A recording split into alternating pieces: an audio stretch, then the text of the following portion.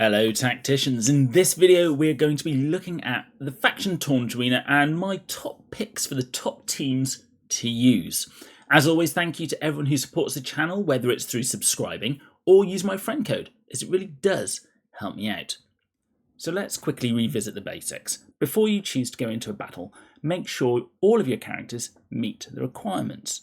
For common, you're going to want 2 stars and Iron 1. And for epic, you're going to want to be up at 3 red stars and gold 1. And I've seen far too many people in at epic, which is where I play, come in with silver 1 and 2 characters. You don't want to do that. The reason for this is each star that you go up will give a 10% bonus to your base stats of the character. And each rank that you go up, so from silver 1 to silver 2, that gives you approximately 25% boost. So you can see if all of a sudden you're going in with a 1-star silver 1 character into epic, you're going to be at a massive disadvantage. So make sure you choose the right level for you. The other thing to note is if you borrow a character, it's always going to be at the common rarity. So again, don't use those epic battles with those common characters. So who are the top teams at the moment? Well, here I've got quite a few teams, I'll be honest, and it really is the Blood Angels, the Orks, who have now come back from being banned, and the Thousand Suns, who are the top tier. If you've got any of these teams leveled up, I would recommend that you actually try them out or carry on using them, because any of these 3 can beat virtually any other team, including each other. The Blood Angels are my personal top pick. You've got the massive damage output when you use Nicodemus on virtually any of the rest of the team, increasing their armor penetration. Matenio has got his Hammer of Wrath active, which can just destroy almost any other unit. Then you've got the Disruption. Mephiston can stop people being healed and resurrected, and yes, that means Nauseous Rotbone is not going to be resurrecting any of his pals. And of course, Godswill, on loan from Black Templars, can knock people off those control points. This has got a fantastic roundup of the team, and if I had to choose, they would be the top. However, the Orks, as I've mentioned, have just come back from being banned. They are a fantastic team to use. Their damage output is unparalleled. They can easily do more damage than the Blood Angels. The kind of problem that they have is speed. They are slower than the other 2 teams I've got up here, the Thousand Suns and the Blood Angels. But having said that, they've got range, they've got disruption, and they've got a fantastic Alpha Strike as well, if Golgorts can get off that Wah of his. And definitely don't underestimate that charge from Tank Smasher, who can knock people off points, and to be honest, he's a massive damage dealer on his own as well, if he covers a lot of ground. And the Thousand Suns. If you wanted a glass cannon of a team to use, these are your guys. Get your positioning correct. They are absolutely lethal. Yazagor will slingshot Abraxas exactly where you need him. He then summons in everything and murders everyone around him, and the game will almost certainly be yours.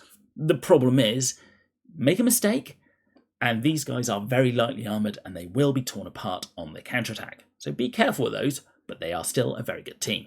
Okay, and now the bottom 4. These may not be quite as good as the top 3, but they are definitely up there.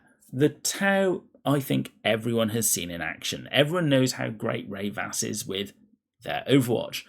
Ornshi obviously being able to refresh, but don't underestimate people like Showsill and Darkstrider, who can really amp up the damage that they do. Utilised correctly, these guys are a powerhouse, but once those drones are taken care of and the enemy can actually start attacking your units, they do fold fairly quickly. Then you've got the Aeldari. They are an interesting one.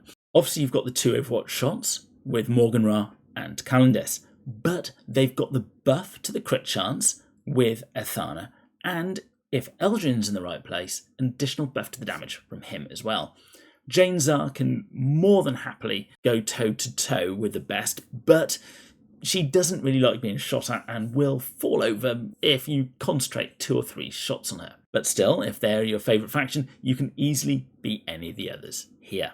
I'm now going to move on to the Death Guard. If you like turtling up and taking your time and making sure that everyone's protected and you want to have the battle go at your own pace and not really care about how other people play and running all around the battlefield, these are the guys for you. These are the turtling team.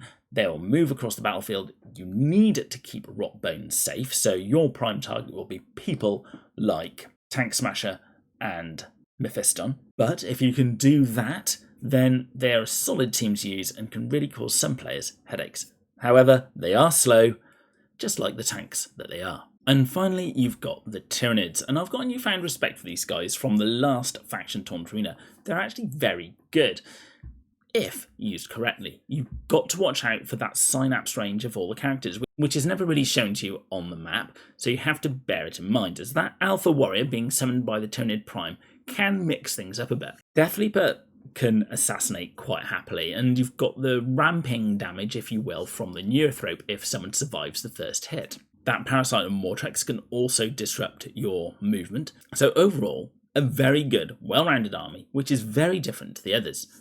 Of course, these are just my opinions, and I've heard very good things said about the World Eaters and the Space Wolves, neither of which I really see in the Taunt Arena, so make of that what you will. However, going back to the beginning, just make sure at whichever rarity you decide to go in at, you have those characters at the maximum star rating and of course the appropriate gear rank, and for some of them obviously make sure those abilities are leveled up as well to get the most out of your team, as if you go in underpowered, you can expect to lose.